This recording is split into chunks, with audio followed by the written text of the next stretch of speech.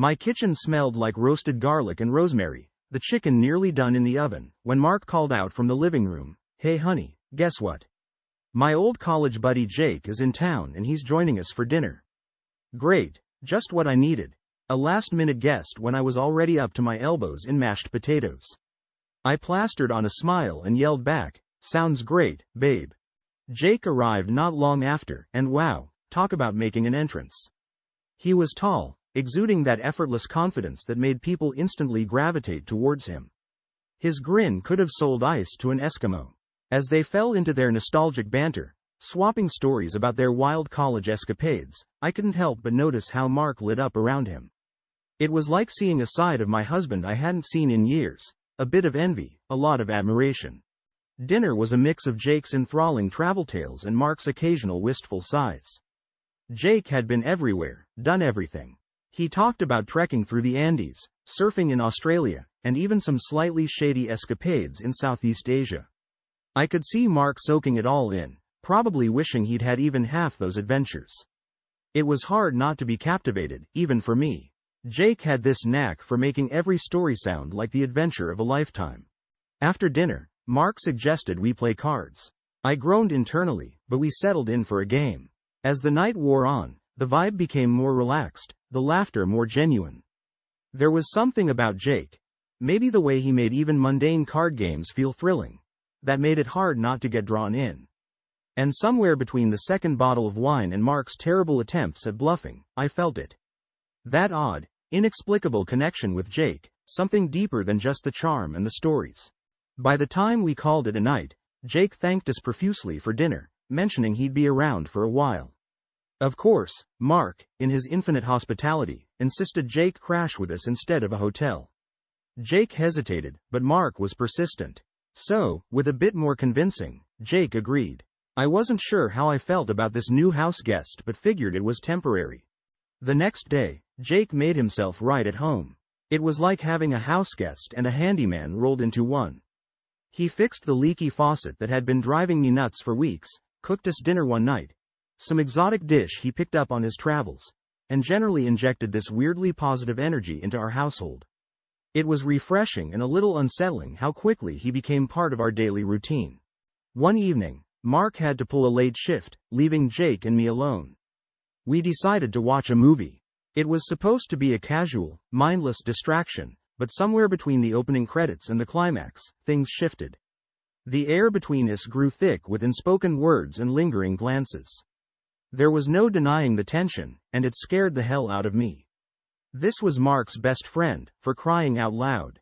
Yet here we were, inches apart on the couch, the lines of friendship blurring faster than I could keep up with. I knew I should get up, create some distance, but I stayed.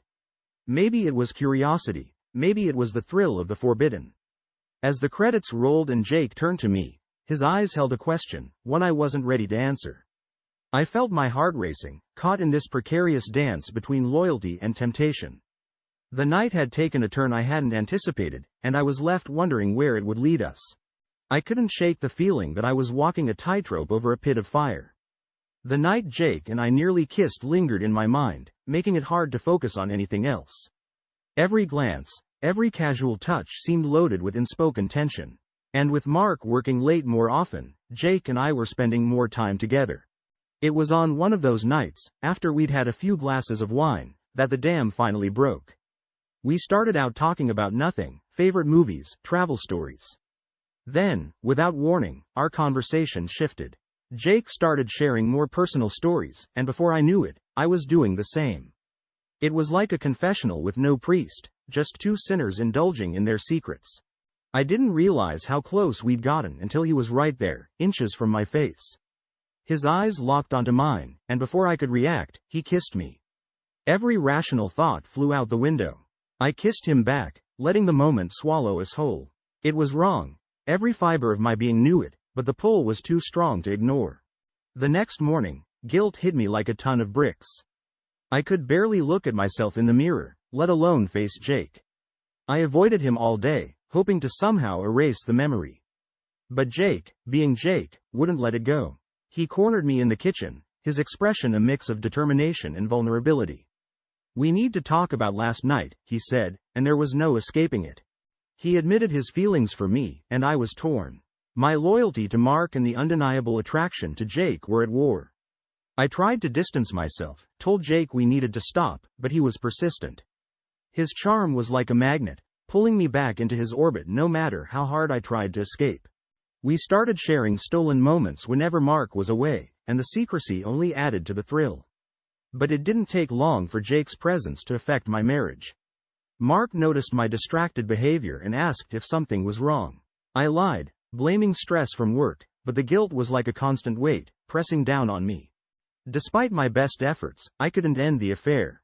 Jake's persistence won out every time. We found ways to be together without arousing suspicion, and each encounter was more intense than the last. The thrill of the forbidden was addictive. One night, Mark went out with friends, giving Jake and me a rare opportunity. We took a risky chance, and just when things were getting dangerously close, Mark came home earlier than expected. The sheer panic in that moment was unlike anything I'd ever felt. We barely managed to cover our tracks, but the close call only made the affair more dangerous and thrilling. Every day felt like a balancing act, one misstep away from disaster. The guilt, the fear, the excitement, it was a chaotic mix that left me constantly on edge. I knew it couldn't last, but I was too deep to pull myself out. It was a picture-perfect weekend afternoon, and the smell of sizzling barbecue filled the air. Mark, in his typical social butterfly mode, had invited another friend over for a get-together. Enter Tom, the polar opposite of Jake, quieter, more observant, and unsettlingly perceptive. From the moment he arrived, I could feel his eyes flicking between Jake and me, picking up on the slightest hints of tension. As the evening went on, Tom's curiosity grew more evident. He asked probing questions, subtly veiled as casual conversation. "So, Jake, how's the nomadic life treating you? Ever think about settling down? And to me, how do you manage with Mark working late so often? Must get pretty lonely." His words were like little fishing lines, trying to hook any secrets lurking beneath the surface. At one point, Tom pulled me aside, his tone filled with genuine concern.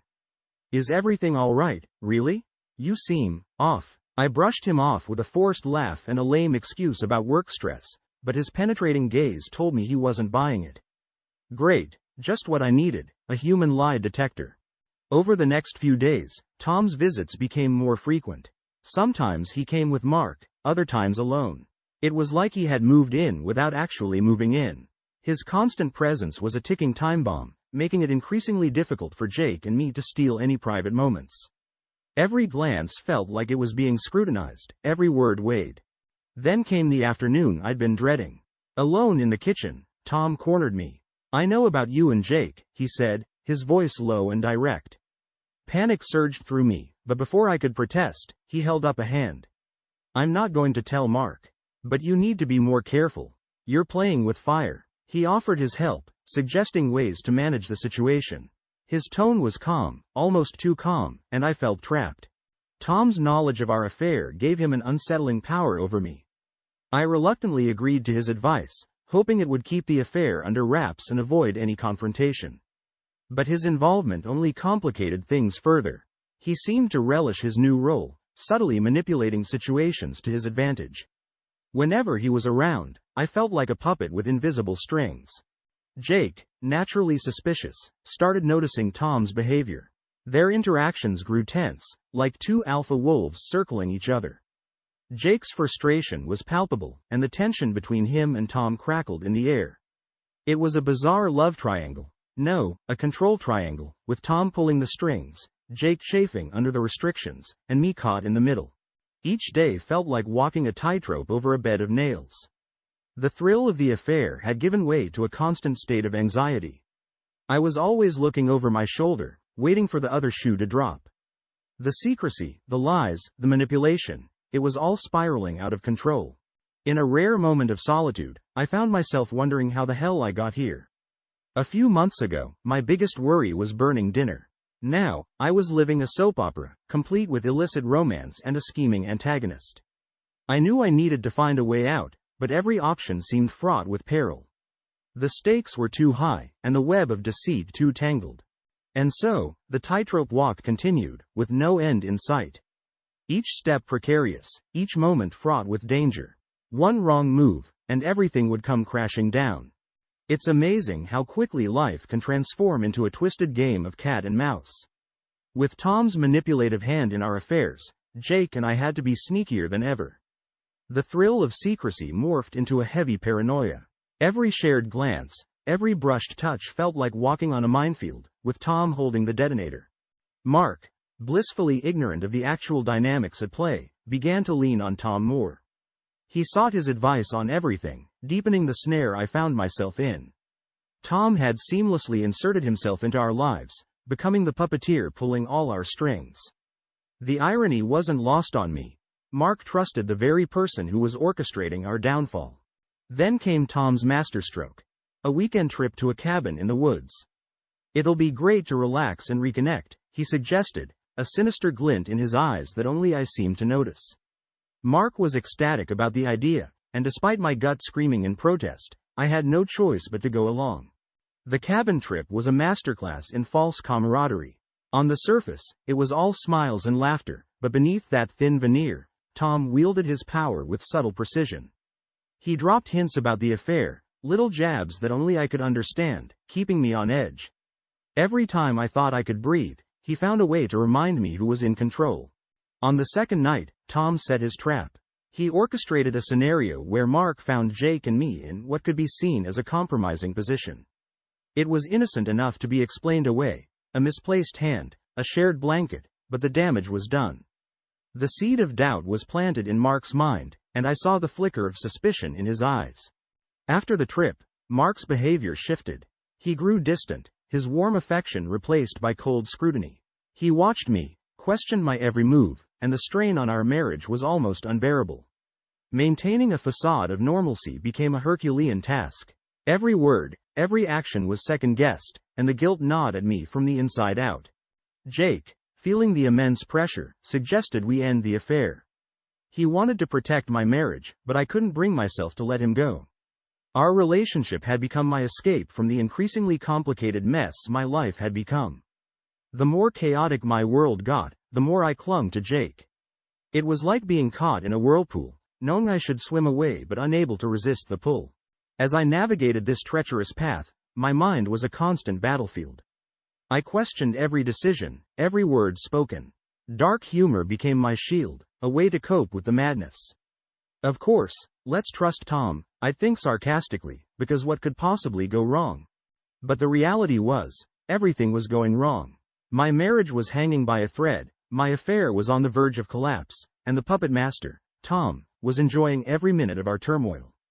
The tension was palpable, the stakes higher than ever, and I was running out of moves. I knew I needed to find a way out, to regain control of my life. But with every step I took, the web tightened around me. The thrill of the forbidden had turned into a nightmare of deceit and manipulation. And I was left wondering how much longer I could keep this charade going before everything came crashing down. When I saw Mark pacing the living room, his face a storm of frustration and confusion, I knew something was off. He'd been distant since the cabin trip, but this was different. He finally confided in Tom, who, pretending to be the concerned friend, suggested hiring a private investigator. Mark, desperate for the truth, reluctantly agreed. The irony of Tom's betrayal was like a cruel joke, one that only I was privy to.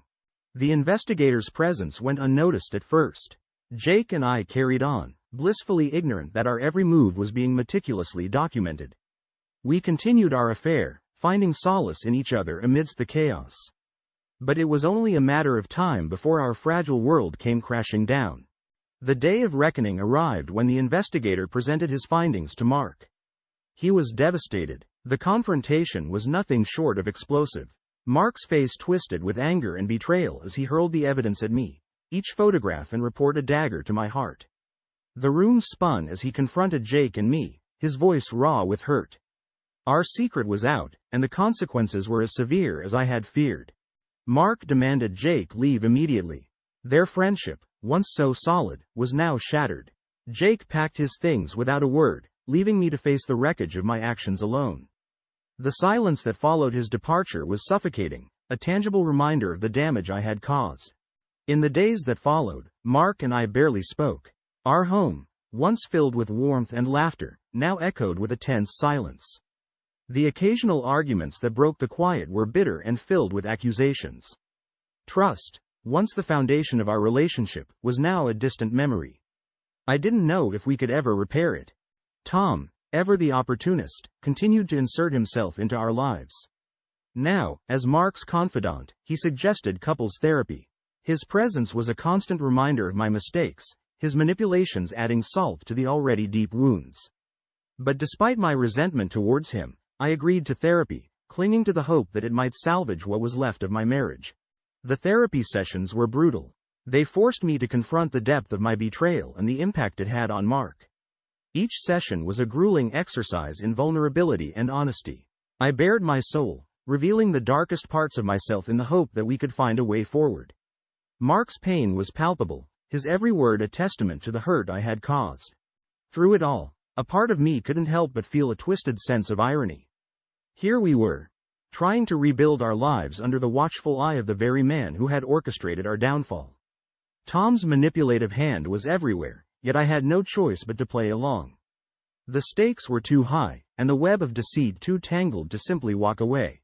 Every day was a struggle, a tightrope walk over a bed of nails. But despite the odds, I clung to the hope that we could somehow emerge from this stronger. The journey was far from over, and the road ahead was fraught with challenges. But for the first time in a long while, I felt a glimmer of determination. I had to believe that we could rebuild, that the pieces of our shattered lives could be reassembled into something new. The therapy room felt like a battlefield. Each session was a minefield of emotions, and every word was a potential explosion. But there we were, Mark and I, trudging through the muck of our past mistakes. It was exhausting, draining, but amidst the pain, there was a faint glimmer of hope. Slowly, painfully, we began to communicate more openly. It was as if we were excavating our relationship from beneath the rubble. One session, Mark laid bare the depth of his pain and betrayal. His voice cracked as he described how my actions had shattered his trust. Hearing his side was like a knife to the heart. I had known I hurt him, but understanding the full extent of the damage was a pivotal moment for me. It was the slap of reality I needed, a stark reminder of the person I didn't want to be. Outside therapy, I threw myself into repairing our marriage. I cut off all contact with Jake, a painful but necessary step. My focus shifted entirely to Mark and regaining his trust. Every gesture, every word was a conscious effort to show my commitment. It was like learning to walk again, one hesitant step at a time. Tom's influence, once so pervasive, began to wane. As Mark and I grew closer, he started to see through Tom's manipulations. It was as if a fog was lifting. Mark's loyalty to our marriage strengthened, and Tom's grip loosened. It was a small victory, but it felt monumental. One evening, Mark and I sat down for a long, overdue conversation about our future. We acknowledged the mistakes and the pain, but also recognized the love that still existed between us. It was raw, it was honest, and it was a turning point. For the first time in a long while, I felt a flicker of hope. To cement our newfound commitment, we decided to take a vacation together, away from all the chaos. It was an opportunity to reconnect, to rediscover each other without the shadow of the past hanging over us. The idea of escaping our reality, even if just for a little while, was a beacon of light in our turbulent sea. The vacation was a success. We spent our days exploring new places, basking in each other's company, and rebuilding the bond that had been damaged. It was a reminder of why we fell in love in the first place, a glimpse of the life we could have if we continued to work at it. The journey was far from over. Trust isn't rebuilt overnight, and scars don't heal instantly. But we were on the road to redemption, and for the first time, I believed we had a real chance. The tightrope walk had turned into a path, still narrow and treacherous, but a path nonetheless. And for now, that was enough. Coming home from our vacation, the reality of our everyday lives was daunting, but we were determined to keep the momentum going. We established new routines, carving out time for each other amidst the chaos of daily life. It wasn't always smooth sailing. The road was still rocky, with occasional setbacks, but we were committed.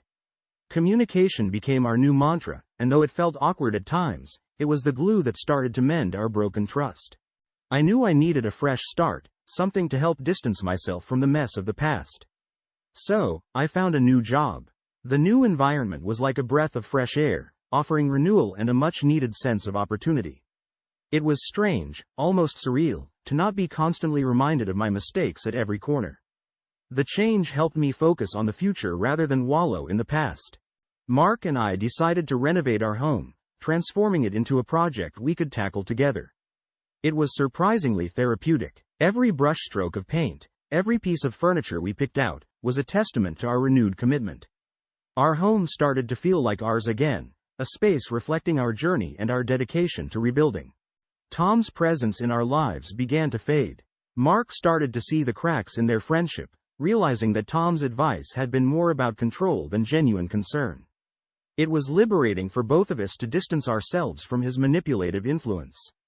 The more we pulled away, the clearer it became that we didn't need him to navigate our relationship. Then, one evening, Jake reached out. It was unexpected, to say the least. He wanted closure, to apologize for his part in the affair and acknowledge the pain it caused. It was a tense and emotional conversation. Mark and I listened, but it was clear, we needed to move forward without him. The final goodbye to Jake was bittersweet, marking the end of a tumultuous chapter and the beginning of a fresh start for our marriage.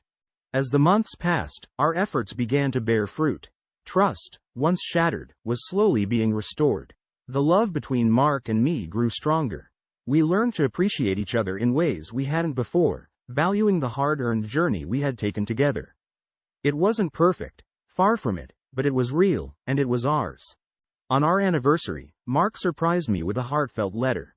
In it, he expressed his forgiveness and his hope for our future. Reading his words, I felt a wave of emotions, relief, gratitude, and an overwhelming sense of love.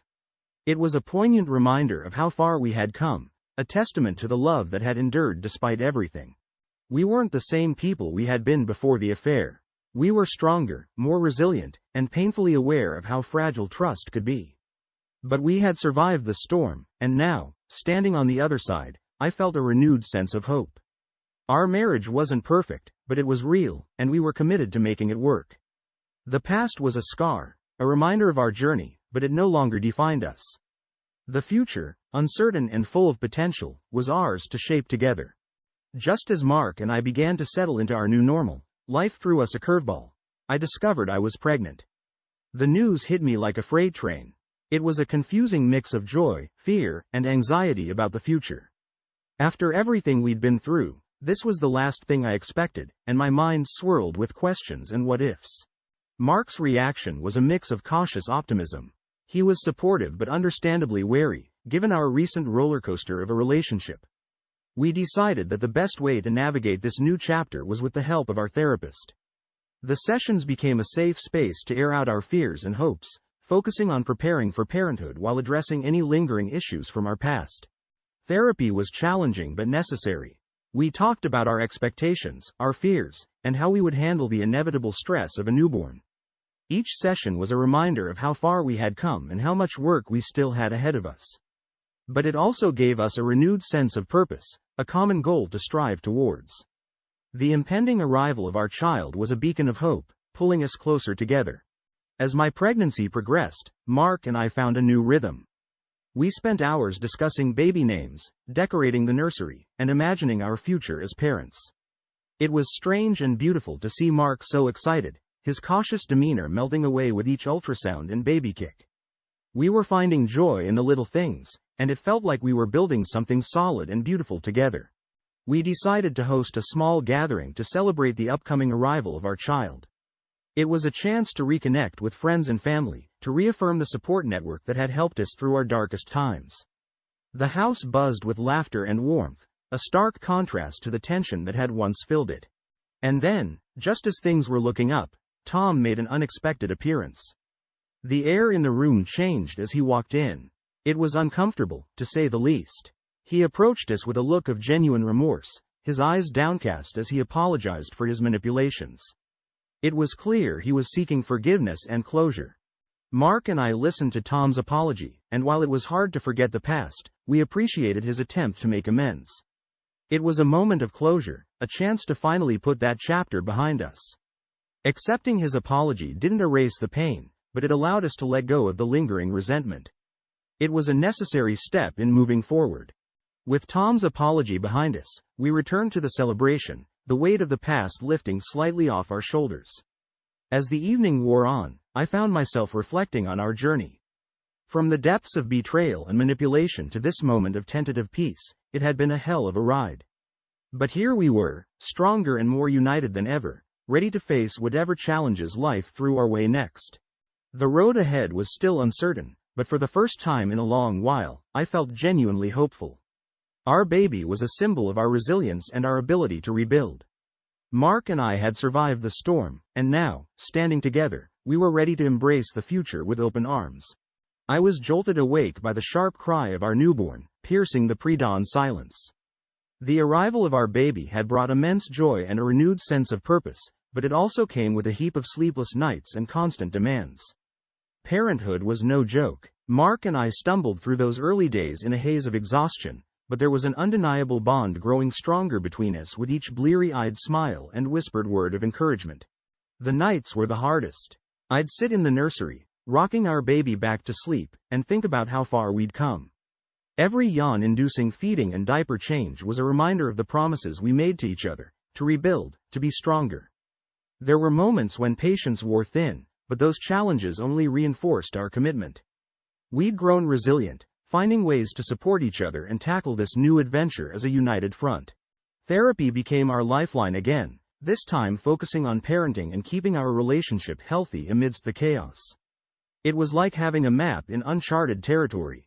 Our therapist provided invaluable tools and insights, helping us navigate this phase without losing sight of ourselves or each other.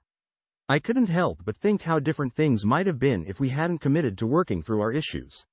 Determined not to let our romance fizzle out, Mark and I made a conscious effort to keep the spark alive. We scheduled regular date nights, a mix of cozy nights in and occasional evenings out. Finding those moments to connect, to just be us, was essential. It was a reminder that while we were parents now, we were also partners, lovers, and best friends. Watching our child grow was a joy like no other. We made family time a cherished routine, filled with laughter, love, and the simple pleasure of watching our little one discover the world. We became those parents who take endless photos and videos, capturing every giggle and milestone. It felt like building a tapestry of memories, each thread woven with care and love. Our friends and family played a crucial role in this journey. They offered advice, babysitting, and sometimes just a sympathetic ear when things got tough. Their support created a safety net that made the challenges of parenthood a little less daunting. I often found myself marveling at the community we had around us, grateful for every bit of help and companionship. One evening, as we sat on the porch watching the sunset, Mark turned to me with that familiar twinkle in his eye. "What do you think about renewing our vows?" he asked. The idea was perfect. A symbolic gesture of our renewed commitment, a testament to the strength of our love despite everything we'd faced. We planned a small, intimate ceremony, inviting only our closest friends and family. It was simple but beautiful. Standing there, surrounded by loved ones, we promised to cherish and support each other anew, embracing the future with hope and determination. The vow renewal was more than just a ceremony. It was a celebration of our journey, a nod to our past, and a hopeful gaze towards our future.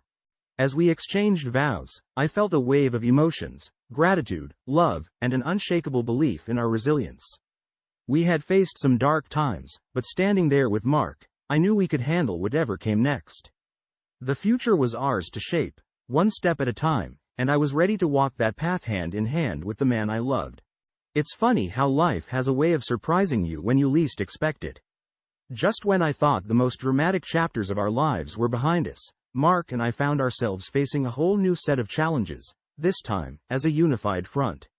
With our past finally put to rest and a bright future ahead, we turned our focus to building a lasting legacy for our family. Investing in our child's education and future became a top priority. We wanted to ensure they had the best opportunities, so we enrolled them in the best schools and extracurricular activities. Every parent-teacher conference, every science fair project, every piano recital, these became the milestones of our lives. I found a new kind of joy in these moments, a stark contrast to the turmoil we had once known. We also decided to become more involved in our community. We participated in local events, supported causes that resonated with us, and found fulfillment in giving back. Volunteering at the local shelter, organizing neighborhood cleanups, and participating in charity runs became our new normal. It was amazing how these small acts of kindness strengthened our family bonds and gave us a sense of purpose. As the years passed, our marriage grew even stronger. We faced new challenges and adventures together, always holding on to the lessons we had learned and the love that had endured. We traveled to places we had always dreamed of visiting, created memories that would last a lifetime, and constantly reminded ourselves of how far we had come. Our child grew up in a loving and supportive environment, witnessing firsthand the strength of our relationship. They saw the importance of forgiveness, commitment, and resilience. It was heartwarming to see them thrive, knowing that our efforts had paid off. We had become a testament to the idea that even the most broken things could be mended with love and determination. In our twilight years, Mark and I often found ourselves reflecting on our journey. Sitting on our porch, watching the sunset, we talked about the affair, a painful chapter that had somehow been a catalyst for growth and transformation. It was a part of our story, but it no longer defined us. We had built a life filled with love, trust, and an unbreakable bond that had withstood the test of time. One evening, as we sat there, I couldn't help but marvel at the life we had created. We had faced our demons, rebuilt our relationship from the ground up, and come out stronger on the other side. The scars were still there, but they were a testament to our resilience. "Remember when we thought we'd never get through it?" I said, a hint of sarcasm in my voice. "And look at us now. Who would have thought?" Mark chuckled, squeezing my hand. "We did it together," he said simply. And he was right. Together, we had turned a story of betrayal and pain into one of redemption and love. Our legacy was one of strength, forgiveness, and unwavering commitment. And as we faced the future, whatever it held, I knew we would continue to walk this path side by side, just as we always had.